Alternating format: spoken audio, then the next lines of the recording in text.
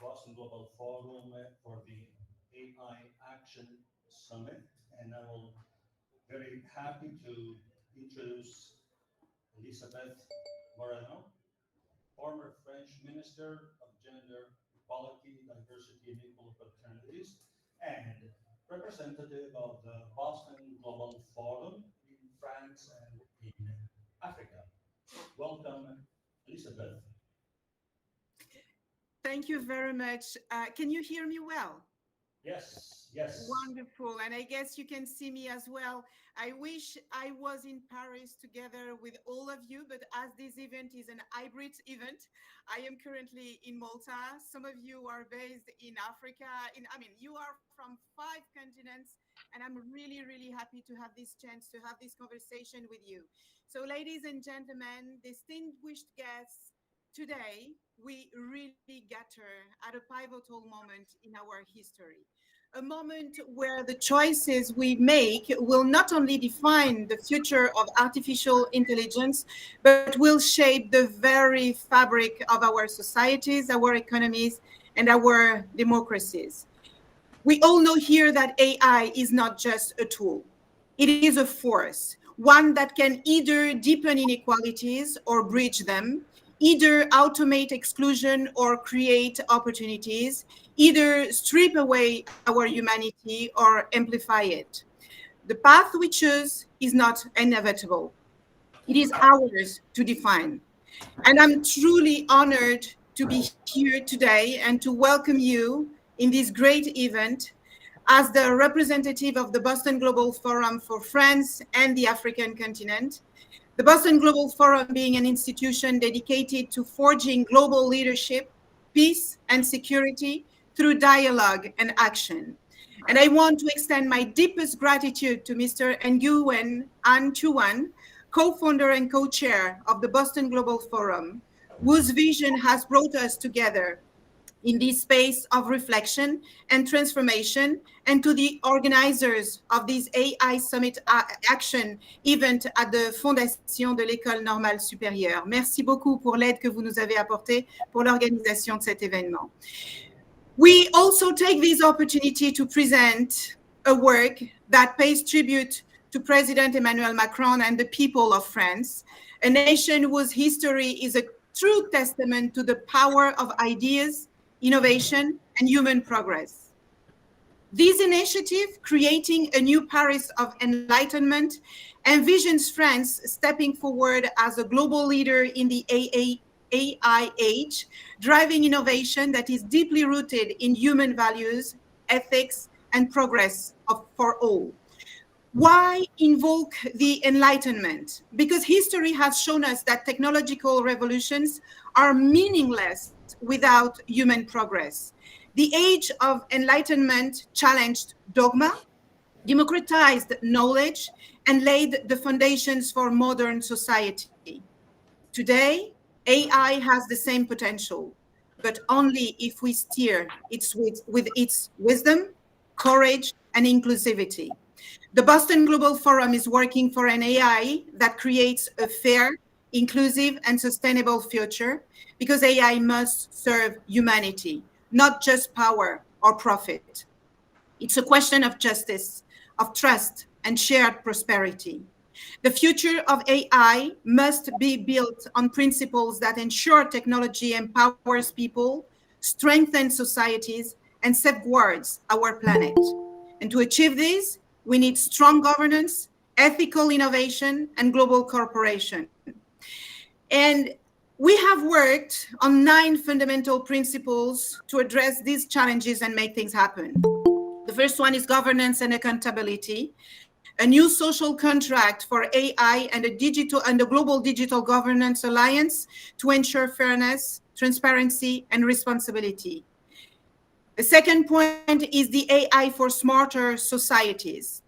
We want governments to have the ability to work 24 hours, 7 days for efficient citizen-focused governance, and AIWS University to train ethical AI leaders. Not a single human being can work 7 days a week, 24 hours a day, but AI can help us keep awake and be capable to understand the world every single moment of our lives.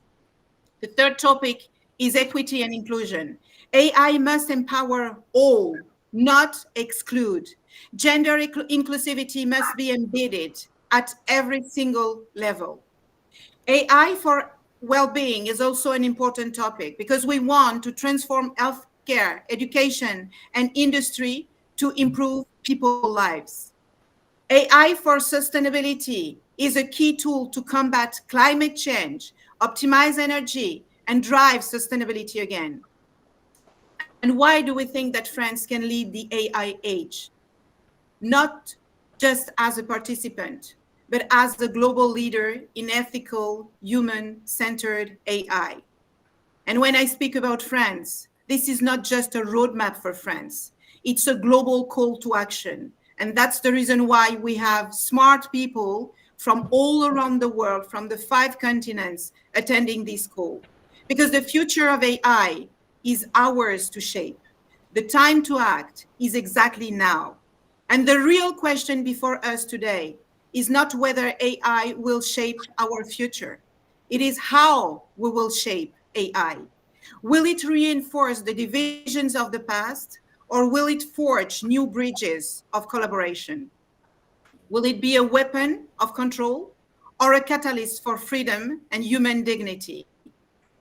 Will it replace humanity, or will it elevate what makes us truly human? We have the minds, we have the vision, and the responsibility to answer these questions around this conversation. So let us not just discuss the future, let us design it together. I thank you for your attention, and I'm now going to hand over to Mr. Chuan Nguyen, CEO of the Boston Global Forum. Thank you very much. Thank you so much, Elizabeth.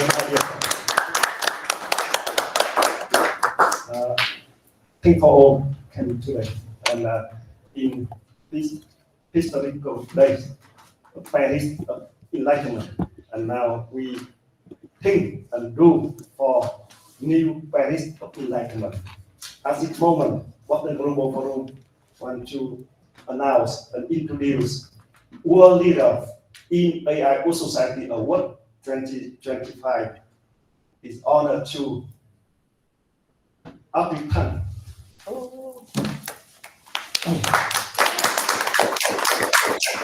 She is the first Minister of Digital Taiwan and Ambassador of Cyber at large, and she is a distinguished speaker of Boston Global Forum. Thank you so much for your coming today and historical moment of Paris. And you know, in this day, there are some leaders of Boston Global Forum lead this our historical event. President Macron was honored with World Leader for Peace and Security in November at Harvard University by Boston Global Forum. And we also have Wonderland World Leader for Peace and Security Award in 2020. And with Boston Global Forum, every year we have 2 distinguished and prestigious awards. World Leader for Peace and Security to honor President, Prime Minister, head of international organization. And the second is World Leader in AI World Society to honor innovators, policymakers, and distinguished people.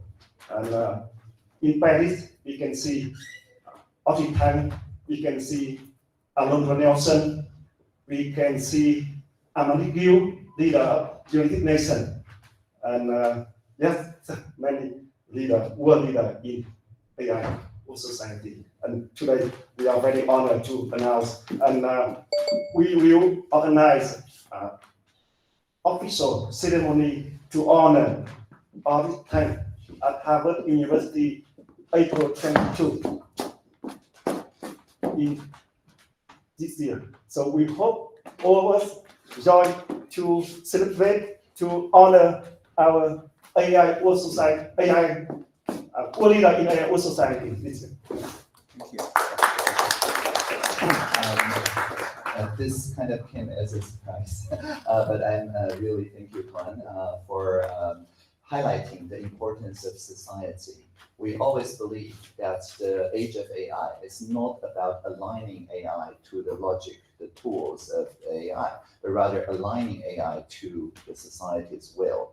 And I was the first digital minister of Taiwan, where in Taiwan, Shu Wei, the name of my job, means both digital and also plural. So I'm not just the digital minister at the time, but also the minister for plurality. And so in gratitude to this recognition, I would like to share you a very small amount of text. It's a poem, a prayer that I wrote as my job description back in 2016.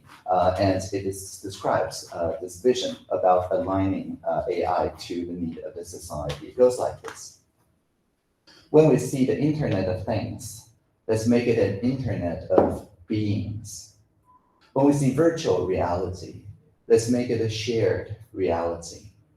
When we see machine learning, let's make it collaborative learning. When we see user experience, let's make it about human experience. And whenever we hear that a singularity is near, let us always remember the plurality is here. Thank you so much.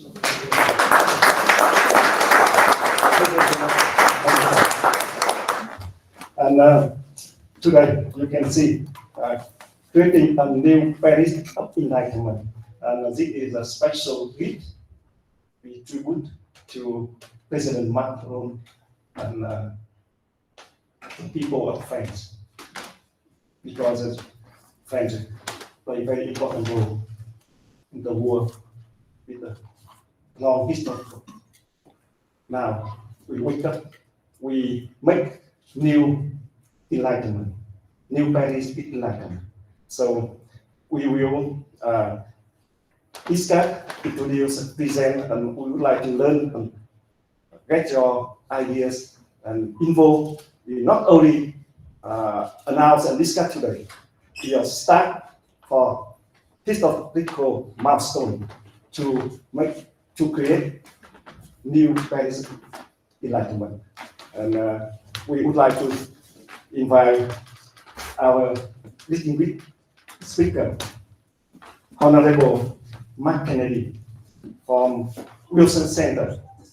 He also board member, board thinkers member of Boston Global Forum. Boston Global Forum and Wilson Center and Institute of Strategic Competition. He's a partner, and we exchange and do very much many initiatives. And today we are grateful for Mark can here and speak. And Mark bring his knowledge, vision to work with President Macron and France today. Thank you so much, Mark.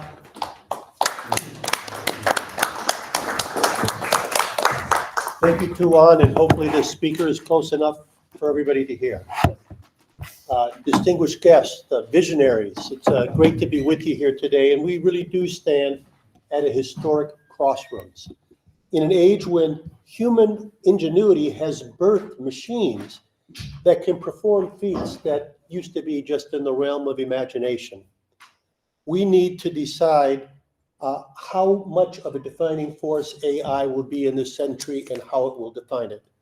Yet, as we harness its power, we must ask ourselves, will AI amplify the ideals of reason, liberty, and individual dignity, the foundations of enlightenment that was spawned here in Paris?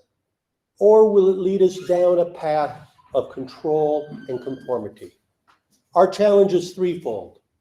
First, we must ensure that humans maintain control over AI. Second, we must champion the democratic, freedom-focused model of AI over authoritarian models that threaten individual autonomy. And third, we must address the broader societal impacts that Elizabeth just spoke about of AI, whether it be fairness, privacy, future work, fair value for creators, cultural diversity, the well-being of children, sustainability, and misinformation. So let us begin with addressing our highest priority, human control over AI. To ensure AI serves humanity, we must keep humans firmly in control, especially as the AI systems in the future surpass our immediate understanding. History teaches us the perils of relinquishing unchecked power.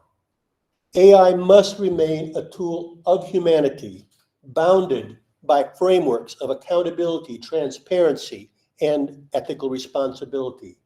As Stuart Russell warns in Human Compatible, focusing on AI's intelligence without embracing human-centric controls poses an existential risk.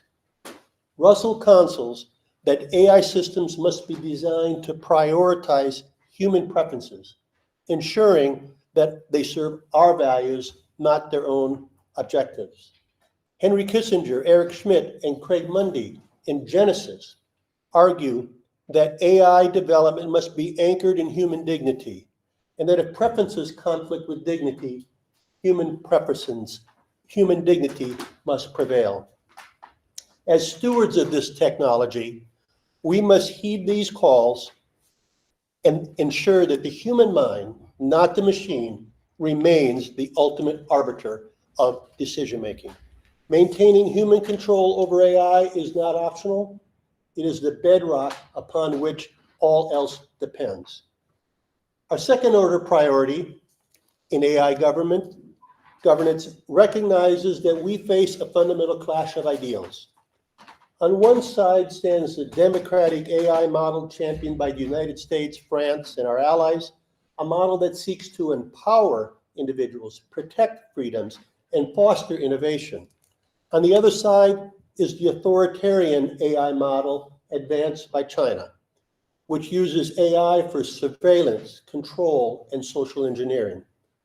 The Chinese model prioritizes the collective over the individual, stability over freedom, party control over dissent. While efficient, it denies the human spirit the liberty to flourish. Through mechanisms such as AI-driven surveillance and social credit systems, this model transforms technology into a tool of control. In contrast, the Western model of AI is rooted in Enlightenment ideals of personal autonomy and human dignity. It views AI not as a means of control, but as a tool for empowerment, expanding opportunities, improving lives, and enabling individuals to reach their full potential. France, as a birthplace of the Enlightenment, must play a pivotal role in ensuring the democratic model prevails. Yet excessive regulations risk stifling innovation, allowing the Chinese model to triumph. The European Union's onerous AI regulatory framework, though well-intentioned, has already delayed deployment here of AI features by major technology firms and is particularly burdened to startups and small businesses. Excessive regulations may allow us to control AI and address other societal concerns, but at what cost? If such measures drive innovation elsewhere, particularly the China's state-centric model, we risk ceding leadership to an authoritarian model. And when you consider the AI applications in military, whether it be surveillance, drones, space, offensive cyber weapons, the prospects of a Chinese AI supremacy should send chills up all of our spines. The recent advances of DeepSeek suggest that this is not an idle concern. As President Macron aptly stated, quote, "Europe is in a state of economic lethargy. It must be awakened. It is technology and artificial intelligence that will allow us to revive the economy," unquote. Macron is right. Europe must balance safety and innovation, embodying the Enlightenment spirit of progress. Yesterday at the AI Action Summit here in Paris, the launch of the robust, open safety tool, online safety tools, or Roost initiative, offered an example of how this can be achieved. Incubated at Columbia University, Roost unites tech companies and philanthropies to create open source, scalable safety frameworks for the AI era available to all. Open source safety tools foster innovation while building trust through transparency, ensuring rapid AI advancement with safeguards in place. Amanda Brock, Open UK CEO, noted that this approach highlights the EU's misalignment with global trends, contrasting the EU's burdensome AI Act with Roost's collaborative approach.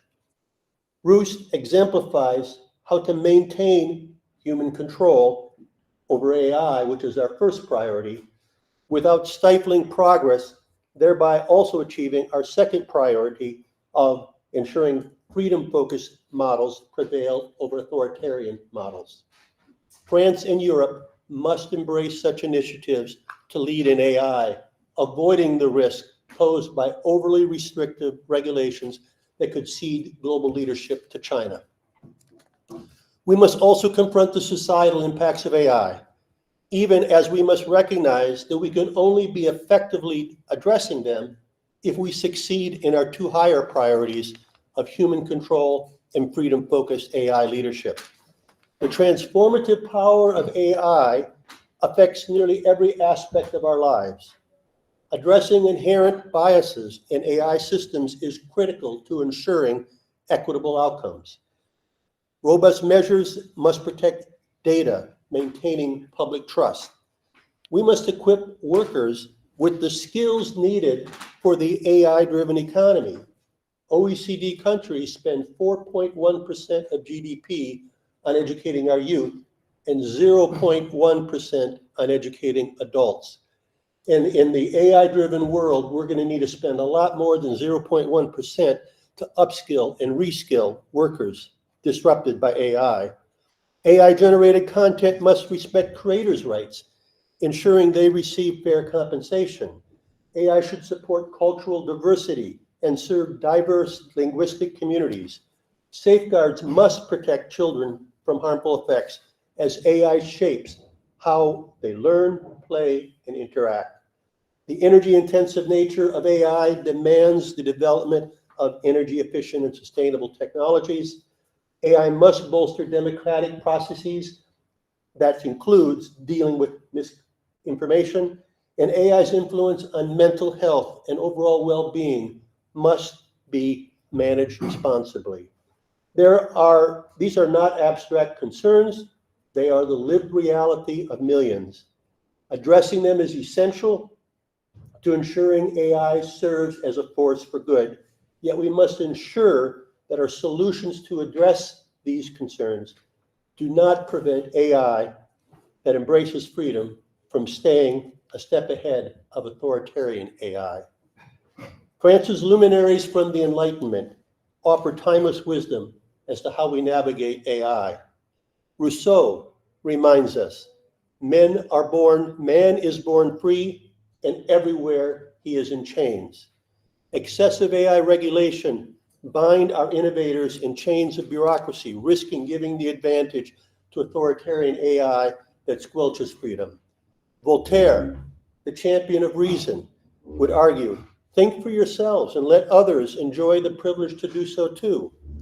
AI regulations must encourage flexibility and individual creativity, hallmarks of Enlightenment thought. Descartes, the rationalist, would advise, divide each difficulty into as many parts as is feasible and necessary to resolve it. This underscores the need for a decentralized approach to AI governance, like Roost. Diderot, ever open to progress, counseled, let us not be afraid of new ideas. Let us be open to the possibility that we may be wrong. The AI age demands calculated risk-taking and openness to innovation, even if it disrupts established norms.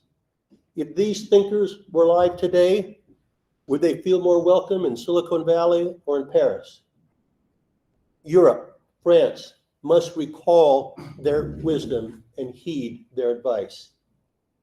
Rather than seeking to lead the world in excessive regulations, Europe should consider leading the world by embracing ideas like the AI World Society Government 24/7 model of government promoted by the Boston Global Forum.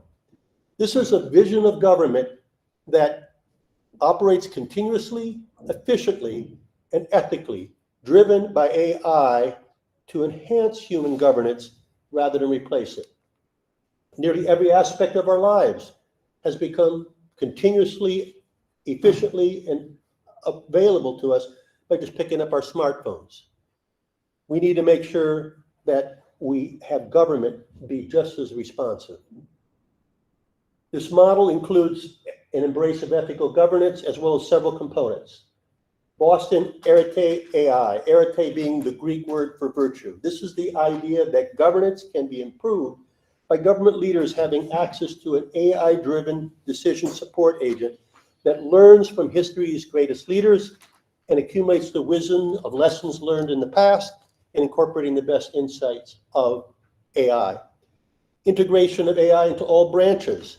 AI should support efficient and responsive governance by supporting executive decision-making, legislative analysis, and judicial processing. Yes, humans will still remain at the heart of governance, but by leveraging AI, governments can be more responsive to their citizens. AIWS universities should strive to become lifelong AI-empowered learning ecosystems, helping faculty to offer personalized education and accelerate research discoveries. Such universities would foster the interdisciplinary approach, integrating AI with ethics, policy, and technology to develop the next generation of leaders equipped to navigate the complexities of AI governance and innovation. And in the age of AI, AIWS healthcare providers can be more patient-centric. They can benefit from AI-driven predictive analytics, resource allocation, diagnostics, and treatment planning to enhance patient outcomes, reduce medical errors in pursuit of providing continual, equitable access to high-quality healthcare. And of course, cybersecurity and data protection take on even more important roles. AI governance and service delivery systems must be safeguarded from misuse. This AI-assisted 24 governance promises greater efficiency, accessibility, and responsiveness. To achieve this, we must ensure it empowers government workers and citizens alike in line with the Enlightenment spirit, rather than overwhelming them with bureaucracy. We are at a defining moment. The choice before us is not merely one of technological design, but one of philosophical alignment. Will we uphold the ideals of the Enlightenment, or will we allow them to be eclipsed by authoritarian efficiency? The tasks before us are clear. First, we must have humans continue to control AI. Second, we must champion the democrat freedom-focused version of AI over the authoritarian model. And third, we must address the broader societal concerns that AI brings. France must embrace its Enlightenment heritage, cut the regulatory burdens, and lead in advancing safe, human-centered AI. By doing so, it will not only inspire Europe, but the world. The Enlightenment was a revolution of knowledge, autonomy, and progress. Today, we must ignite a similar revolution, ensuring that AI serves humanity, protects dignity, and upholds liberty. Together, let us ensure that democratic AI model prevails, not just for the sake of innovation, but for the preservation of the human spirit itself. Thank you.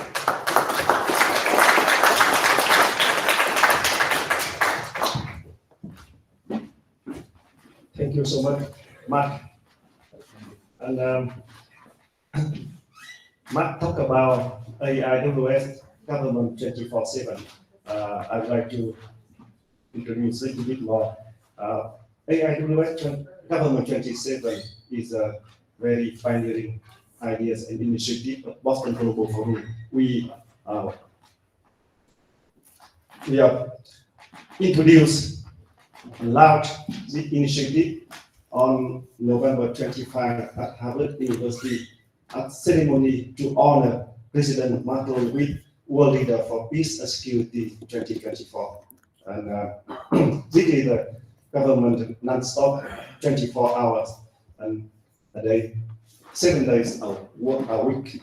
And with AI, with digital, with support, and we restructure and more effective. Of course, we effective in certain level, in solid foundation, not effective as some another leader doing. But we do that restructure and apply new technology, but human-centered, support from human-centered. And this is, we will introduce in initiative and creating new Paris Enlightenment. And follow and support for this initiative, we are very honored to introduce Minister Sana Takaichi. She is a former Minister of Japan in economic security. And when we honor her World Leader in AI Society 2023, at that time, she is a minister, and she nearly became Prime Minister last October. Maybe you hear about that. She is a very good friend with Boston Global Forum, and as Prime Minister Shinzo Abe is a very dear friend. After Shinzo Abe passed away, we have Boston Global Forum initiative, Shinzo Abe initiative for peace and security. And today, Minister Sana Takaichi cannot come in person, so she is so busy with political movement. So she sent a statement, and we would like to introduce my friend Nobi Mita, my special assistant from Tokyo, came here. We will, on behalf of Japan, bring a statement of Sana Takaichi support for AIWS government 24/7 and support for creating a new Paris of Enlightenment. And we would like to invite my assistant Queen Young read the statement. Thank you.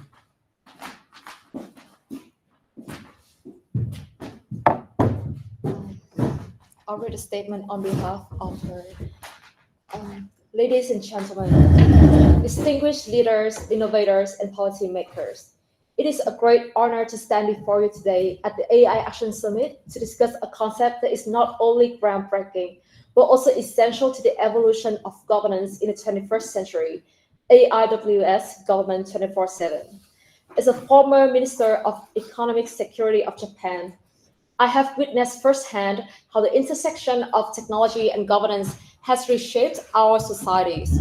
While we rightfully celebrate the remarkable advancements in digital transformation, we must also recognize the modern governance is becoming increasingly complex. The world today does not merely demand efficient governance.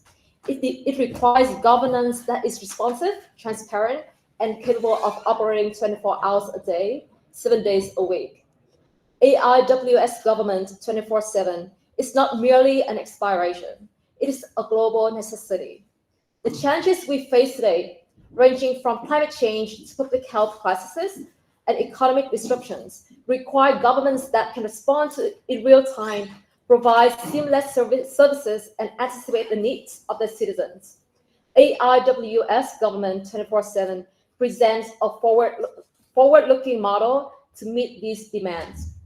The need for AIWS Government 24/7 and the role of security. In an increasingly interconnected and digitized world, traditional governance models are struggling to keep pace with the rapidly evolving expectations of citizens. Bureaucratic inefficiencies, delays in decision-making, and the inability to provide continuous public services are pressing challenges that must be addressed. AIWS Government 24/7 offers a compelling solution. First, it enables uninterrupted governance, ensuring that public services remain accessible at all times. Second, it integrates AI-driven decision-making, making governments faster, more intelligent, and more precise in their actions. Third, it fosters transparency and trust, strengthening the vital relationship between governments and the citizens. However, as we move toward this new era of AI-driven governance, we must not overlook the fundamental importance of security. Just as digital transformation cannot be fully realized without security, the same applies to AI. AI and security are inseparable. Advancing one without the other poses significant risks. AI-driven governance introduces new vulnerabilities, such as cyber threats targeting AI systems, the risk of data manipulation, and challenges in establishing international digital standards. Thus, we must ensure that AI is developed and deployed within a robust security framework. Without comprehensive security measures, the very foundation of AI-powered governance could be compromised. Japan's experience and proposals for the future. Japan has been actively working to enhance digital public infrastructure, strengthening governance through technology. Based on our experience, I would like to put forward 3 key proposals to accelerate the realization of AIWS Government 24/7 while ensuring security remains a top priority. First, data as the backbone of governance. Governments must invest in secure and unified data systems that facilitate seamless integration across departments. Japan has made significant strides in cybersecurity and digital identity infrastructure, offering valuable lessons in building a resilient and a trustworthy digital ecosystem. Second, human-centered AI design. While AI can optimize governance processes, its design must always be human-centric. It must respect cultural diversity, protect individual privacy, and be guided with the voices of the citizens. AI-driven governance must serve the people, not replace them, ensuring that citizens remain at the heart of all decision-making. Third, global collaboration and knowledge sharing. The realization of AIWS Government 24/7 cannot be achieved in isolation. International collaboration is essential, and countries must share the best practices and work together to establish inclusive and fair digital governance frameworks. The Global Alliance for Digital Governance provides an ideal platform to foster cooperation and ensure that no country is left behind in the AI age. A vision for the future, AI and security as the cornerstones of governance. Ladies and gentlemen, the implementation of AIWS Government 24/7 is not simply about adopting new technology. It is about transforming governance itself. It is about building a future where governments can anticipate and respond to challenges in real time, where public trust is strengthened through transparency, and where technology serves humanity rather than controls it. And at the foundation of this transformation lies the access with security. Digital transformation is meaningless without security. And the same applies to AI. We cannot separate AI from security, nor can we afford to develop AI without integrating strong safeguards. The challenge before us is not just about technological advancement, but also building a governance model that is resilient, inclusive, and secure. AIWS Government 24/7 is a vision that demands bold leadership, global cooperation, and unwavering commitment. Let us work together to turn this vision into reality. And not just for our governments, but for the progress and security of all humanity. The time to act is now. Thank you. Sanae Takaichi, February 11, 2025. Thank you.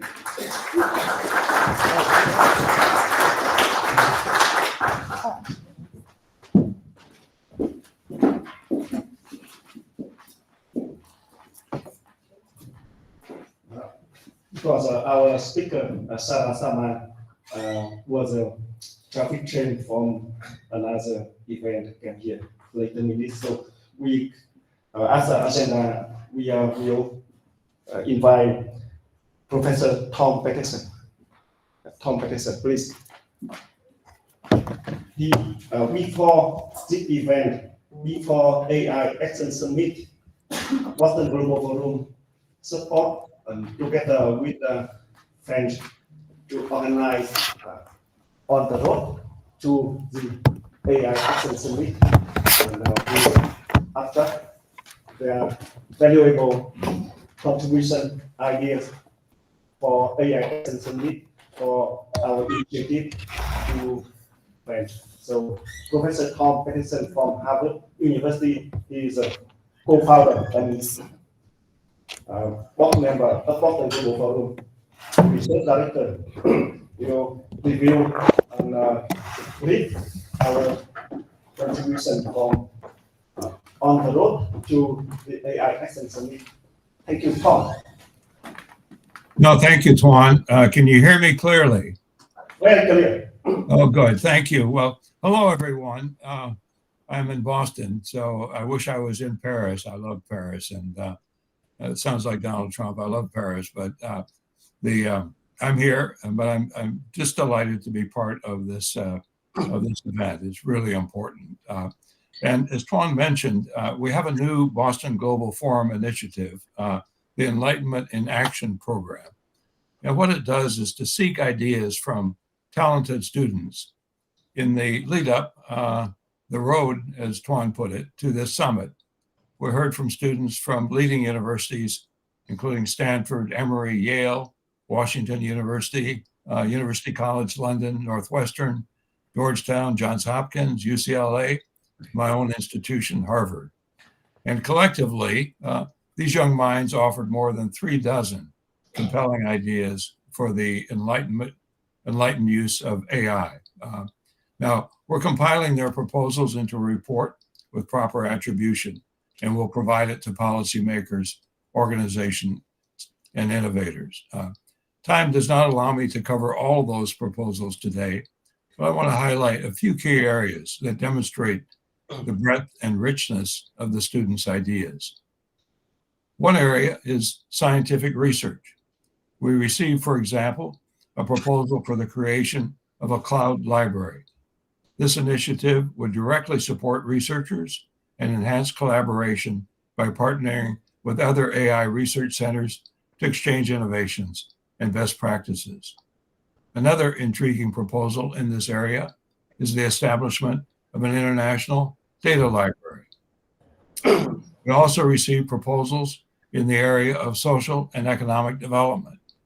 One such proposal targets underserved rural populations, offering actionable suggestions for telemedicine services, educational platforms, optimizing farming practices, and disaster preparedness strategies. Another proposal in that area envisions a transformation in skills and workforce development through the use of AI. The third area where students provided thoughtful proposals was the use of AI for cultural and ethical leadership. One such proposal was for an AI cultural heritage preservation program that would utilize AI to digitally reconstruct and archive historical artifacts and cultural sites, with special attention to those endangered by climate change. A second idea in this area was an AI-enhanced public discourse platform. A fourth area where we received proposals is national and global security, where, for example, one proposed an AI national cyber defense shield, while another advocated for AI-powered crisis response network. A final area is proposals aimed at enhancing governance and policy innovation. One such proposal advocated an AI-powered policy innovation framework that would, for example, use policy forecasting models to estimate the long-term impact of proposed legislation. The second proposal in that area is for a national job market matching system involving job market forecasting, jobs placement, and upskilling. Now, as you can see, these examples illustrate the immense contribution that talented young leaders can make as we explore how AI can propel us into a new age of enlightenment. And as I conclude, let me emphasize that our Enlightenment in Action initiative is an ongoing effort. We will continue to seek guidance and inspiration from bright young minds to shape our work and that of others. And to the young leaders present with us today, I encourage you, if anything you hear sparks an idea or ignites your imagination, please share it with us. We are profoundly grateful for your contributions and look forward to your continuing engagement. Thank you.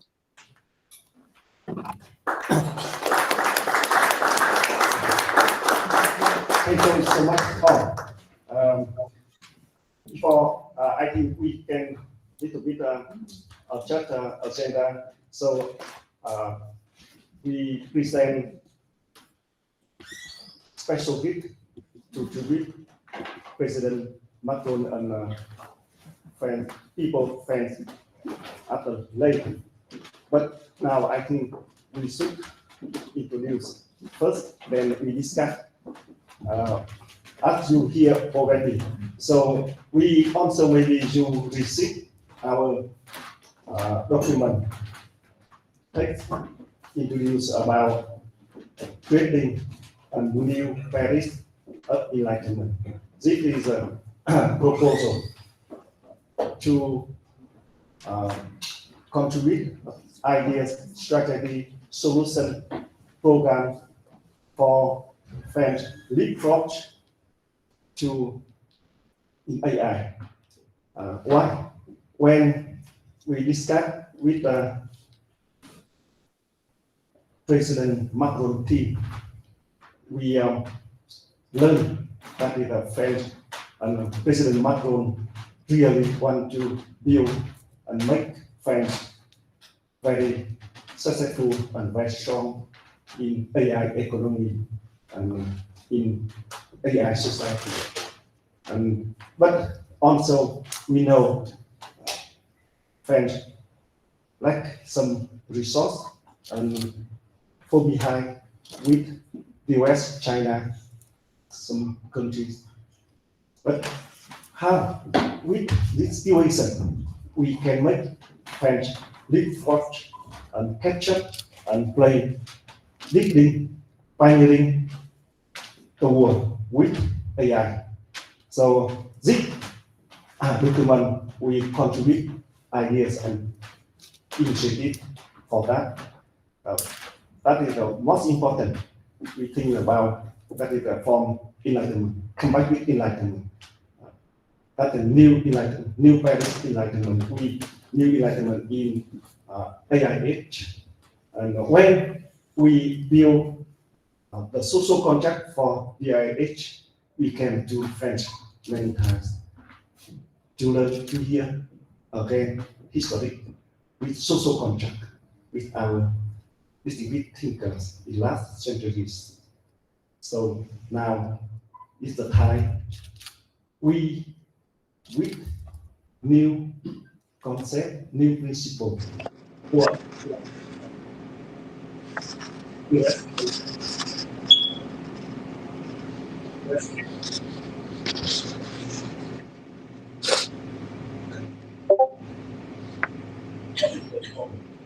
For AI and society, and with many things, but also include equality of gender. There are many women and ladies talented can contribute, can develop AI in many areas, and why not? French can do that, and with our friend Elizabeth Moreno, she is very passionate for that, and French can lead the world in this also. So that politics, society, and in government, as Mark and Minister Samantha Kaichi talked already, that is, we hope and we ready to work together, support French to build model and deploy, implement AIWS government 24/7. France will lead in the world, but the first country to build it very pioneering model. And I think this is a trend for they will happen. But we hope happen in the French, and French will lead in AI very, very large. But we need to choose some very, very special, I think the special project, special initiative, make breakthrough and leapfrog. By that way, there are many, many areas, many fields can develop together. So that are our ideas in the document. And also together with that, my friends talk already, and the document have already. So we don't want to repeat again that AIWS University, AIWS Healthcare, and many, many new ideas French can pioneer with that together with AIWS government 24/7. But resource, who can do? So we think about young students.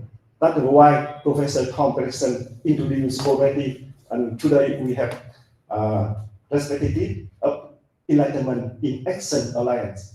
We found in December 2024, attract top talent students from top university, from Harvard, MIT, Stanford, Berkeley, UCLA, Yale, Columbia, Georgetown, Chicago, and UK, French, many. And that student, now they very, very talented and very good, very high energy and very good knowledge already. Yeah. Well, with AI, we think that in the second year or third year of the university, they can do very much with our experience, the contribution for Boston Colonial Forum. So we found EAA, and EAA will join together, bring together young, high energy, talented for AI, economy for AI development in France. That is our contribution for President Macron and France.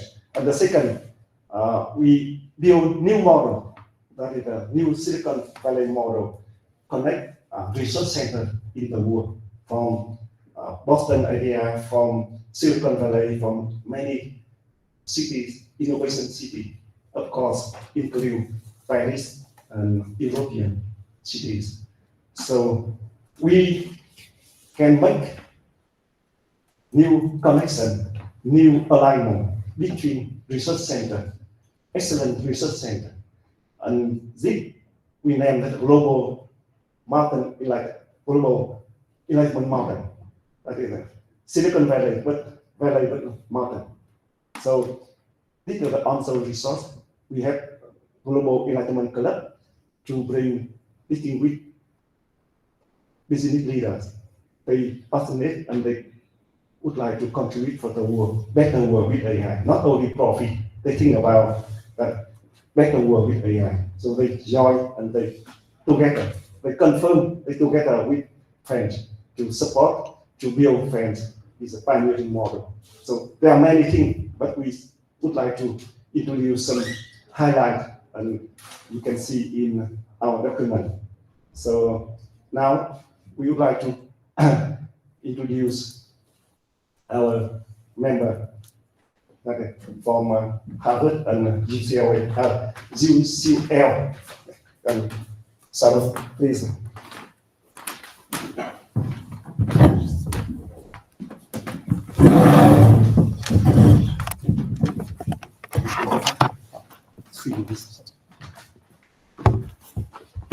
Thank you all. Thank you all for coming today. My name is Sarosh Nagar. I'm a Marshall Scholar and a researcher at University College London. Just before I begin, I'd like to thank everybody for taking the time to come today and to France for hosting such a wonderful event. The Boston Global Forum established our grouping, the Enlightenment in Action Alliance, to support President Macron and France in bringing together talented students from top universities to contribute to France and the global AI community. As part of this alliance, over the last few weeks, the Boston Global Forum's youth delegates have proposed several ways that France can together harness the benefits of AI for good. These proposals were reviewed by Boston Global Forum's distinguished board, and afterwards, many of these world-renowned experts selected several final proposals for inclusion in the report.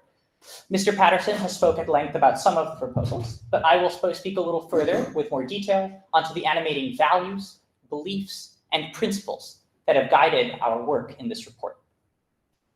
Young people have a profound role to play in the governance and development of AI.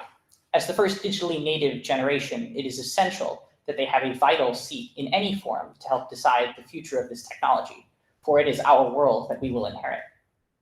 As a result, our report proposes 5 key areas where we believe France and other global governments should take quick action to harness the benefits of AI for good. First, we propose that AI should be harnessed to enhance scientific research while also ensuring effective data governance. AI has immense scientific applications, including diffusion-based generative models that can help with protein structure prediction and more. Similarly, a central part of this development is to curate the datasets that involve AI, both to curate them against potential bias and ensure they are inclusive, and because efficient curation leads to more efficient models. As a result, we propose launching both a cloud laboratory to automate AI for science research in the biosciences and material sciences, but also propose the creation of a data library of high-quality public datasets for researchers to access to harness advancements in AI. Second, we believe that governments worldwide need to harness the power of AI for economic development. It is estimated that AI will add over 10 trillion to the global economy by 2030. But these benefits must be widely accessible. Therefore, our report, as highlighted earlier, focuses on, yes, ensuring AI is used in rural communities, such as using large multimodal models for agricultural purposes to help analyze different use cases. Similarly, we propose launching initiatives to upskill the workforce for AI with apprenticeships, vocational training, and more. Third, our report highlights the fact that AI must be a tool of cultural preservation and public discourse. Being in France, a nation with such a rich cultural and civic tradition, it is incumbent on us to reflect on how AI can enhance this fabric in our societies. Therefore, our report calls for launching an AI-based cultural heritage preservation program utilizing AI, virtual reality, and augmented reality to digitally reconstruct cultural sites. We call for launching programs to educate members of society on AI ethics and create an inclusive, democratic governance-aligned platform to create lively debate among citizens in our digital age. Fourth, we propose ways that France and other governments should harness AI to enhance security. Initial analyses suggest AI is an offense-centric technology, meaning that it favors offensive capabilities more than defensive ones, which creates the necessary question to ask, how should we enhance defensive uses of the technology? Our report proposes creating a national AI cyber shield, a program of advanced AI agents for real-time cybersecurity monitoring and zero-day vulnerability detection. We also propose launching an AI-powered crisis response network to harness frontier models for things like disaster prediction, response coordination, and more. Lastly, we propose that governments use AI directly to harness policymaking in the spirit of the governance 24/7 setting proposed by the Boston Global Forum. We believe that AI-enabled governance has incredible opportunities to speed up bureaucratic processes, and so suggest programs to use frontier models to engage in forecasting of the impacts of pieces of legislation, design more energetically efficient AI systems, and propose ways to use machine learning algorithms like recommender systems in job matching purposes as well. This report will be available for review online in the future and could not have been done without the aid of a large list of youth collaborators. But together, we hope that these youth contributions to the report will serve a vital and valuable purpose.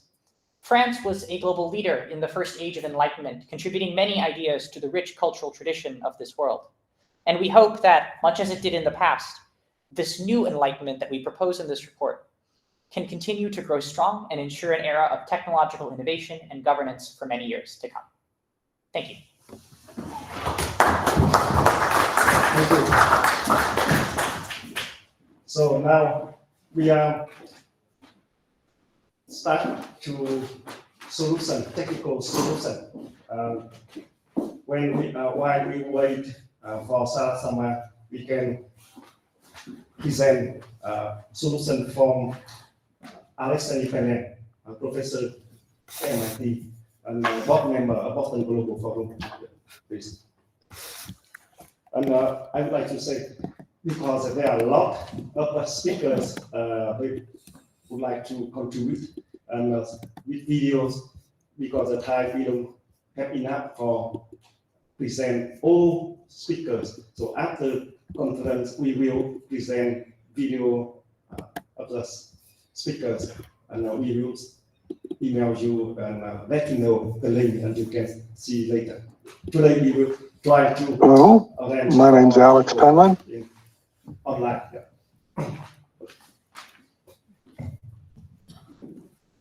Professor at both Stanford and MIT. And I was asked to talk about how can we have democracy, good governance in the age of AI. And this is, of course, a really impressively difficult question and one that is incredibly important. And it's worthwhile to look backward in time and ask, where else have we been confronted with things that are so complicated, so challenging, that ordinary citizens couldn't imagine really being able to cope?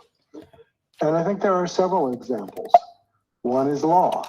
Law is very complicated, and this is why we have lawyers who have a fiduciary responsibility to represent people. The same thing is true in medicine, where we have doctors whose duty is to represent the patient. And even in accounting, where accountants are required to represent their clients. In each of these cases, we have agents, human agents, that are supposed to represent the interests of the client. And one can imagine building AI agents that work for the individual and are smart enough to be able to bring all the factors to bear to make it a reasonable amount of complexity for the citizen to be able to deal with all of these complexities of misinformation and political detail and intrigue and so on and so forth. And in fact, we've shown in large-scale experiments here at Stanford that you can do this, and it has impressive effects on misinformation, on people's awareness of the situation, without removing their agency. It's merely like Google search, but guaranteed to represent for the individual, not for whatever entity is trying to persuade it. And in representing for the individual, it's not in an echo chamber. It's trying to present all the different sides in a way that are understandable. And the short thing is it works, and works well, represents minority views, does many of the things you would think about. And the key is the AI doesn't try to make decisions for you. It tries to help you in your deliberation. It tries to provide information that can be useful to you without persuading you one way or the other. And the evidence is that works really pretty well, more than you would think. So we've been building these things. We have a test case in Washington, D.C. with the citizens, and then assuming that all goes well with other cities around the United States. And I think it's something that you can generalize. You can imagine, for instance, who's going to represent a consumer in a world where all of the companies have agents trying to persuade you? Who's going to represent the citizen in a world where there's medical information, misinformation, and much of it is economically motivated? So empowering citizens to have broader, more deliberative agency is, I think, a great way forward. And we had a session at Davos this year about that, and got amazing people to show up and take it very seriously, both for medicine and for law and for government. So it represents a way that is forward, that helps things. It's probably not the ultimate answer, of course, but it's certainly the case that in a world filled with agents, we need agents to represent and defend ourselves. So thank you. For more information, please feel free to contact me. Thank you so much, Sandy. And now have Sandy, we have to have Sarah. They are three friends. So now Sarah Sama came in the room already. Sarah Sama is a high-level advisory board of AI to Secretary General of United Nations, and he is a father of some very distinguished public infrastructure, digital and AI in India. So welcome, Sarah. Yes,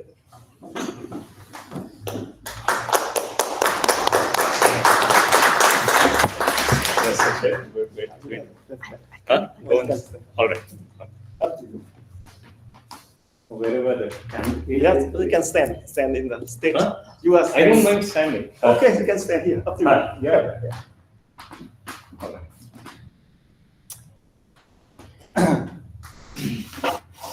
So the last 2 days have been an important moment for AI. Remember the last two summits that took place were about essentially AI safety. Here there was a focus on action. And the next summit, I don't know whether you know, has been announced at the closing ceremony. It will be held in India. And that will be called the AI Impact Summit. Because eventually we got to get to impact, right? And we got to figure out how AI can lift the lives of people, without getting bogged down by the risks that we have. Now, the risks are very important, and we in India are very, very aware of them. You know why? Can I ask you a trick question? In India, we had 23 million babies last year. The next country which had lots of babies is China. How many babies did China have? So I'll give you options. 21 million, 16 million, 9 million. 9 million? 9 million.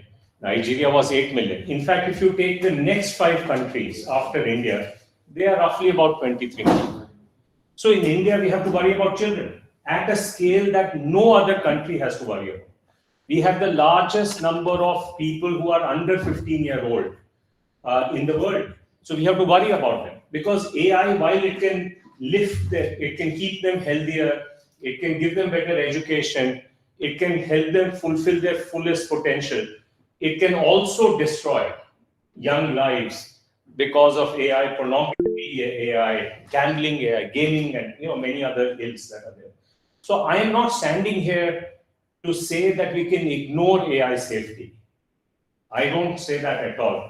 But I say that, look, there is an opportunity with AI that we also have to seize in the fullest way. Now, there is a particular thinking about AI that is emerging in some parts of the world. And you may be already familiar with this, but I'll go ahead and share it with you, and humor me. And I'll start with actually Professor Sandy Pentland. He's the father, is one of the fathers of the original internet. What was original internet? If you think of the original internet, it was to put public infrastructure to mediate the flow of packets through a protocol called TCP/IP. It was to mediate the flow of messages through a protocol called SMTP. Every email that we send today goes through SMTP, right?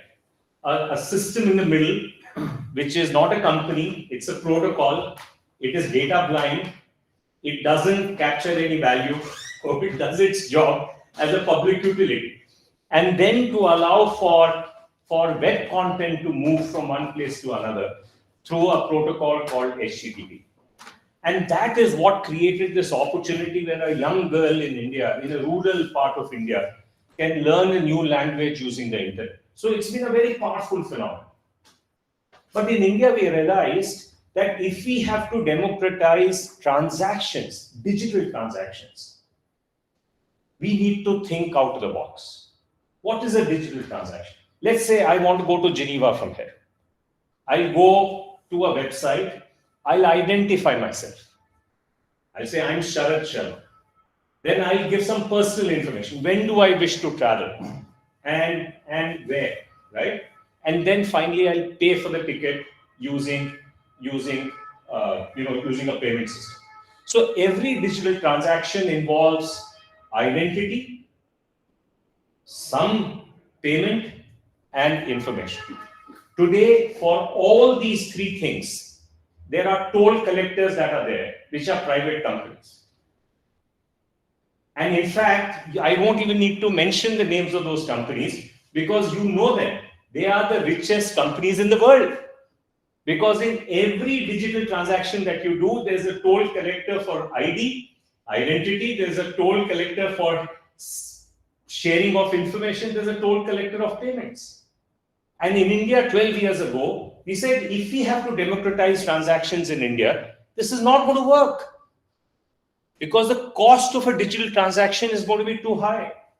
So we put in place digital infrastructure, which mediates the flow of people, money, and information. Today, I'm standing here, and today, 49% of the digital payments of the world will happen in India. And that system is only 6 years old. Right? So why is India exploded with digital transactions of every kind? Because we replaced private toll collectors with digital public infrastructure. Much the same way, imagine for a moment, if for a postal system, we had a postal system which was a profit-seeking entity, it would be a very rich company by now. And if it had the right to read your postal mail, they would be even more powerful because they knew what you were going to do. We purposely created back in time a postal system which was data blind and a public utility. We did that for email, but we didn't do that for the flow of people, money, and information. That system is now generally called, in India, it's called the India Stack. It's generally called the digital public infrastructure revolution that is happening. Now, what is that to do with AI? AI, you can say for sure that AI is also a list of things, right? You have applications will rely on models will rely on data. Today, all the models have been built on the back of so-called public data. I say so-called because the model companies didn't respect copyright for that, as you know, right? And so there is some debate about whether it is public data or not. But we know that the next generation of models will have to rely on data that is never going to be public. In France, for example, you have 35 years or more of longitudinal health data. Why is that not available to French startups? It's not available to French startups because it's got privacy inside that data. You can't afford to compromise the privacy of your citizens. So therefore, that data has not been given to AI. But if you really want to lift health in a big way, then you need to be able to build models using that data. You have data inside companies, which is very valuable because it teaches you how to solve many problems inside companies. But that data has confidentiality and secrecy associated with that. That's never going to become public data. But that data has to be used by models as well. And then you have some other data, which may be national data, where sovereign rights are very important. So in the next generation of the AI revolution, you have to unlock these data sets without compromising privacy, without compromising secrecy, and without compromising sovereignty. Now, there are private companies who will happily do it for you, but they will become the toll collectors between the data providers and the people who will use that data. They're called data consumers, the modelers, and they'll become very powerful toll collectors. Do you want that? No. So you, instead of having private toll collectors sitting between this flow of training data, the new generation of training data, you want to actually put a public infrastructure that is a public utility that is not optimizing for profits and is data blind itself. Today, if you happen to hear the speech of our Prime Minister, he talked about exactly this public infrastructure called DEPA, Data Empowerment and Protection Architecture. It's already working in India. France is doing a pilot. Japan is doing a pilot. Why? Because we need something like this. Because if we don't have this generation of public infrastructure, we will give too much power away to private toll collectors who will then compromise many things. In fact, the President Macron often says it will compromise democracy itself.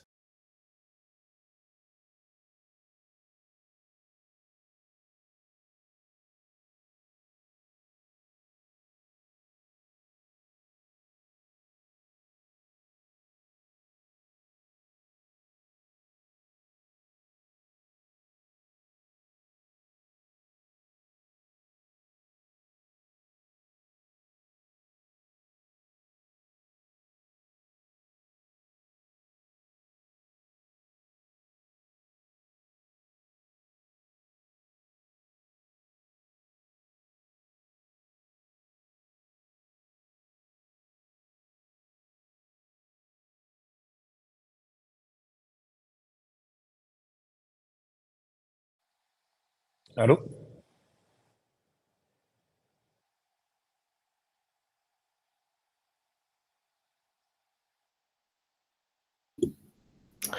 Yeah, it looks like we lost connection.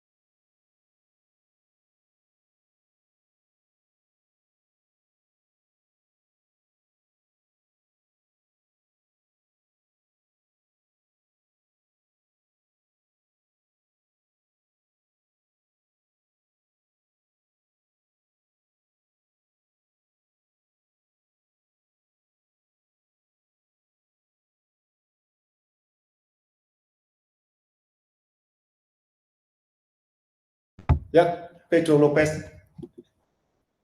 We would like to invite Minister Pedro Lopez. How do you put it? Can you hear me? Yes, very good. Sorry, that disconnect a few minutes. Somehow reconnect already. Thank you. Please confirm if you can hear me. Yes, very clear. Please talk down.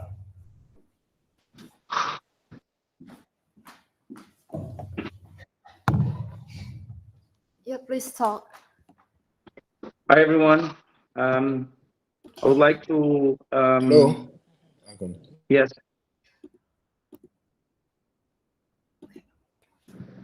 Yes, please talk now. I would like to congratulate the organization for organizing this event that is important for all of us. My name is Pedro Lopes. I'm Secretary of State for Digital Economy of Cabo Verde in West Africa. Cabo Verde has historically depended on tourism as a key driver of our economy. However, we recognize the urgent need to diversify our economy, and we believe technology can be the way forward. We proudly position ourselves as the tech islands of West Africa. Being a small country doesn't limit us. In fact, it makes us more flexible and agile in adopting new technologies like artificial intelligence. Cabo Verde can be a sandbox for testing and implementing innovative technologies, offering a unique environment for experimentation and growth. Through our digital economy strategy, we aim to transform Cabo Verde into a digital nation. We are investing on digital infrastructure, data centers, and a brand new tech park, but more importantly, we are focusing on using AI to improve governance and also give digital skills to young people.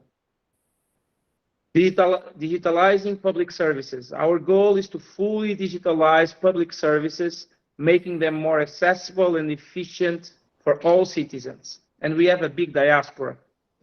We have the double of the population living outside of the country. So using technology and AI is really important. Empowering youth.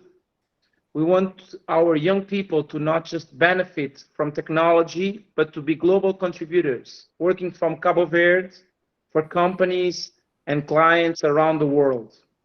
We want to be as well a hub of services of technology for young people not having to leave the country. Fighting corruption.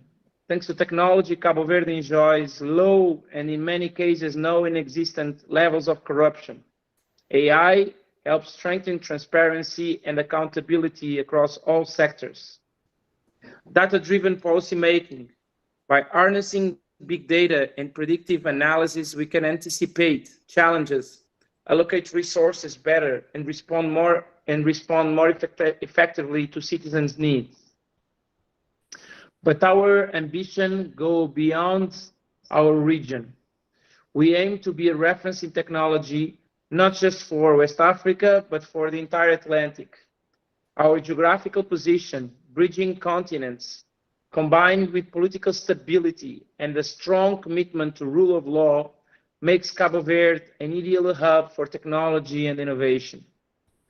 We are creating a space where technology thrives, businesses grow, and governance become more efficient and transparent. Today, I want to extend a challenge to our fellow African nations. Let Cabo Verde to be the laboratory for good governance powered by AI. We invite African governments to test AI solutions with us here in Cabo Verde, a nation already leading in e-government in our sub-region and a global reference for democracy. Our size, political stability, and technology infrastructure makes us the perfect sandbox to pilot AI projects that can later be scaled across the continent. And together, we can build an Africa focused on the future, where AI empowers governments to better serve people and reinforce democratic values. We believe that AI will allow our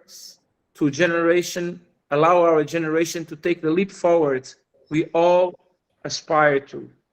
But this is not just Cabo Verde's vision. It's a call for collaboration across Africa and across Atlantic. By working together, we can ensure that AI doesn't just transform technology, but transform lives.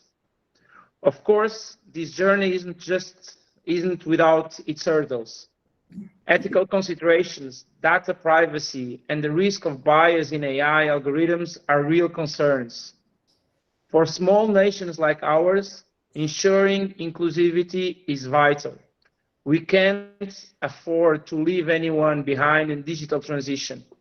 Moreover, we must ensure that AI doesn't replace human empathy and governance. Technology should enhance human decision-making, not replace it. Again, technology should enhance human decision-making, not replace it. AI has the power to make governments smarter and societies fairer, but for this to happen, we need global collaboration. Small nations like Cabo Verde can offer unique perspectives while learning from global leaders to ensure AI is used responsibly and equitably. Let's harness the power of AI, not just to transform governance, but to transform lives, creating a future where governments are accessible, transparent, and truly serve the people 24/7. Thank you very much. Thank you, Minister. Before continuing, I would like to learn from our group. So, we reach and welcome any raise the hand. People raise the hand to discuss with our speakers. Yes. Cool. While we are waiting for discussion, we continue invite Nakayama from Japan. Yeah. 3 minutes, Nakayama. Hi. Good afternoon. Bonjour. Je m'appelle Nakayama. Okay. So, ladies and gentlemen, distinguished leaders, policymakers, and innovators, and thank you very much, Mr. Tuan, for having me here now. It is a great honor to speak at this important summit. First, I sincerely regret that I cannot be with you in Paris today. As a representative of BGF in Japan and Taiwan, I would like to extend my heartfelt congratulations to Audrey Tang for receiving this prestigious award. And originally, I had planned to attend the summit alongside Sanae Takaichi, but unfortunately, I could not adjust my schedule as I had hoped. Instead, I'm joining remotely from Japan. This moment brings back special memories for me from 1986 to 1989. I lived in Alsace, France, during high school years. Those 3 years shaped my worldview and gave me deep appreciation for France, its culture, its people, and of course, its fantastic wine. So while I am honored to join you virtually, I must admit I truly wish I were in France enjoying a fine glass of Alsace wine with you. Now let me turn to today's main topic, AI-driven governance that operates 24/7. AI is transforming every aspect of our societies, politics, the economy, and security. But AI is not just a tool. It is a force that is reshaping the global balance of power. The 20th century Cold War has evolved into a 21st century struggle between democracy and authoritarianism. And AI is at the center of this competition. But let's be clear, no side is guaranteed victory forever. Like Hollywood movie, the day may come when AI surpasses human intelligence, creating technologies beyond our imagination. Autonomous weapons, ultra intelligent computers, and self-evolving algorithm. What if AI starts making decisions without human control? What if it turns against us? If that day comes, we can only hope for a Hollywood-style happy ending. But instead of relying on hope, we must act now to prevent this scenario. That is why governments, businesses, engineers, and civil society must work together to create clear ethical, and enforceable AI regulations. 3 key priorities for AI governance to ensure that AI serves humanity and does not control it. I propose 3 essential comments. 1, AI for national and cybersecurity. 2, human-centric AI governance. 3, global collaboration on AI ethics and standards. In Japan, AI is a growing topic of the internet. I have received many invitations to arrange lectures by AI experts. However, there is a shortage of recognized specialists, and many people are unsure who truly qualifies as an expert. I recently read an interview with an AI engineer who said, when AI-powered military weapons are activated, it is not the role of scientists to decide how they are used. This statement highlights an important truth. AI governance is not just for engineers or scientists. It is a responsibility for all of society. Ethical considerations, risk assessment, and governance structures must be put in place with a sense of urgency. And these rules must evolve alongside AI technology. Now is the time for humanity to shape the rules that will govern AI. We must act swiftly to ensure safety, seek both international consensus, and prevent AI from spiraling out of control. If we hesitate, we risk losing control of our own future. Let us work together to build secure, ethical, and human-controlled AI governance. The future of AI-driven government depends on the choice we make today. So thank you very much. ありがとうございます。Merci beaucoup. Je t'aime. Would like to learn from Jean Mouat, just my upper Cocody city, Ivory Coast.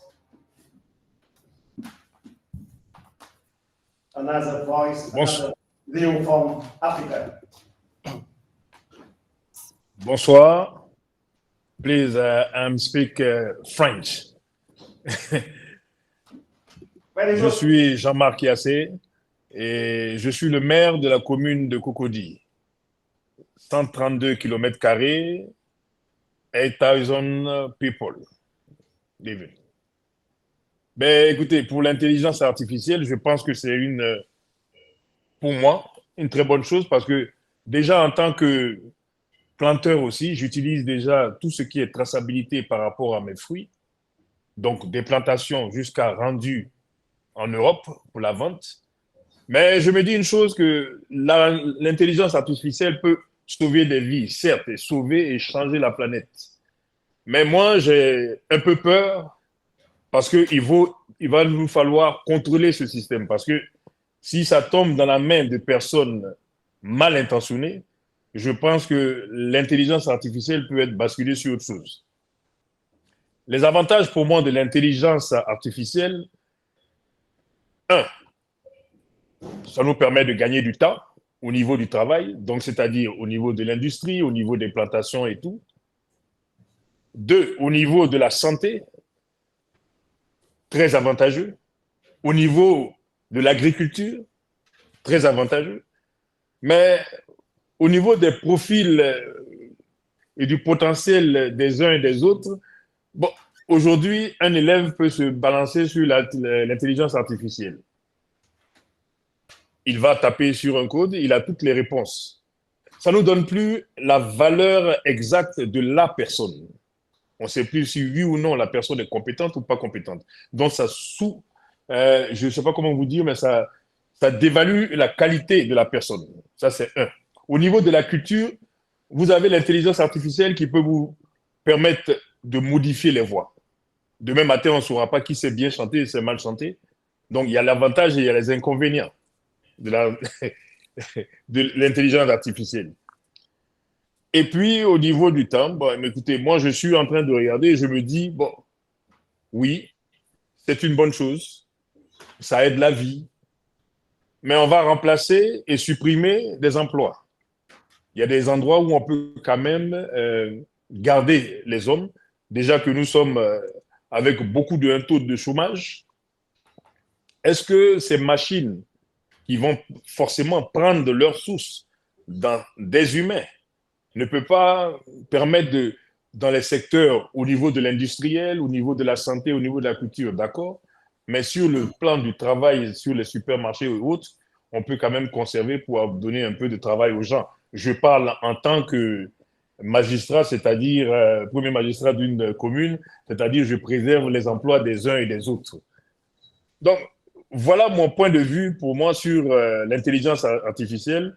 Et je suis un peu sceptique. Si nous ne maîtrisons pas, si vous n'avez pas mis en place un instrument de contrôle, je pense que ça va aller dans tous les sens.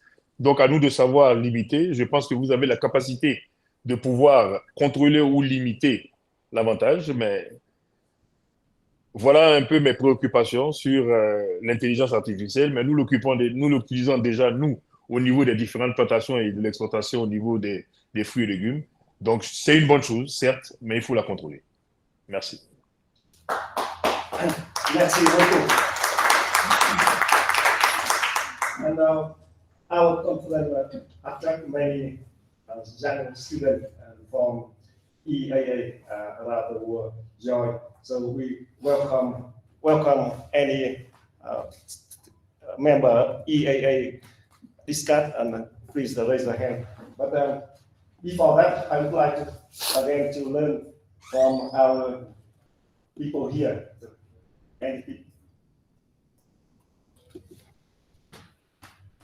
So while we wait for your discussion and opinion, we would like to invite Deputy Minister for Digital Affairs from Taiwan. He sent video already, but I would like to hear directly is better. Yijing, please. Hi.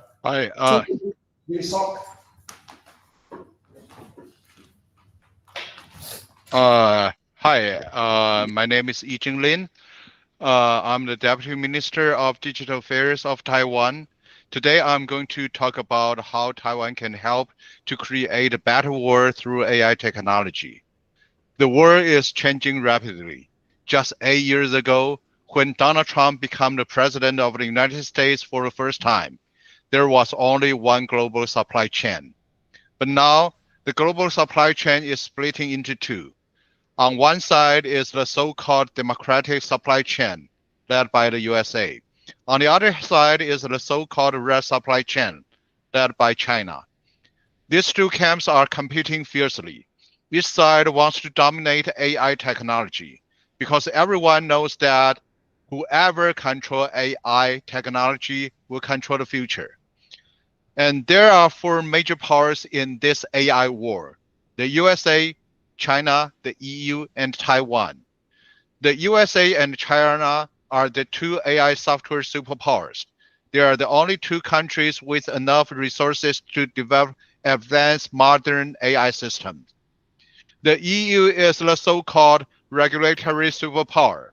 With the Brussels effect, the EU can ensure that the AI system developed by the USA and China do not spiral out of control. As we know, it is widely expected that the AI intelligence may exceed human intelligence in the next 3 to 5 years. This poses a great danger to humanity. Then there is Taiwan. Taiwan is the AI hardware superpower, producing more than 90% of the world's advanced AI semiconductors. Taiwan must ensure that these semiconductors do not fall into the wrong hands. Taiwan must help the EU and the USA to ensure that good guy wins. Or to put it another way, the EU, the USA, and Taiwan must work together to make sure that democracy wins. If we lose the AI war, authoritarian countries may control the world's ideology. They may even change the definition of democracy. For example, North Korea calls itself the Democratic People's Republic of Korea. They think their country is a democracy, but they have a very different definition of democracy from ours. So imagine a future world where the red supply chain wins the AI war and control AI systems. The AI system will tell us that North Korea and China are true democracies, while the EU, the USA, and Taiwan are not. That will be a disaster. So let's work together to ensure that democracy wins in this AI war. Thank you. Thank you. Thank you. Thank you. And now, thank you so much for ENS, PSL host and support for Boston Global Forum organize this event. And before I conclude, before the finish and conclude, on behalf of Boston Global Forum, we, from my heart, to say thank you, French. Thank you, my dear friends in French. Thank you for all our people join here, our friends. And as I thought, you cannot only show confidence with the start for movement to work together with President Macron and French to lead, to build a new Paris of enlightenment. And I would like to invite my friend Joseph concluding. Okay. Thank you very much. Thank you. Thank you very much. I really appreciate all of you here hearing us. It is right. Paris was the place of our big revolution in the past, and history recalls again Paris to be one of the biggest cities in the world to handle and try to understand what can we expect from this future, which is already here. So I think that everything must not be based only on technology. We must put the human factor in the center. We must engage all the segments of the audiences. We must engage visionaries. We must engage artists. This is only an example how to talk about AI, but I think it must be more. We must trigger a revolution in every neighborhood. So this is why we have to talk about audience development, audience engagement, attract young people in all the sectors of the industry and all the segments of the audience. This is an example how I talk about AI using visual arts. We are able to talk about AI also using visual arts and arts. This is a theater show called Autismos. So we must fill all the channels of entertainment, all the channels of education, and all the channels where the civil society is ready to handle this big change. I would like to add something in this wonderful meeting. What characterizes our society today is not only change. Every society changed in the past. The characteristic of this moment today is the acceleration process of our society, is the anticipation of the future that's going too fast. That's why we have to not only be pulled by AI to an unknown future, but we must also look back and understand our roots, our identity, and our heritage. If we build our identity in a strong way, we will face and we will not be afraid about AI, and that will become a simple tool that can be handled by everybody, also by children and adults. Thank you very much for your attention. The revolution starts here. Thank you. Thank you so much, ENS. Thank you so much, my dear friend, EA in online, and all our very distinguished speakers today. Thank you so much. See you soon with Boston Global Forum, and we will post many speakers and video on. Thank you, everyone. BCF also. Thank you.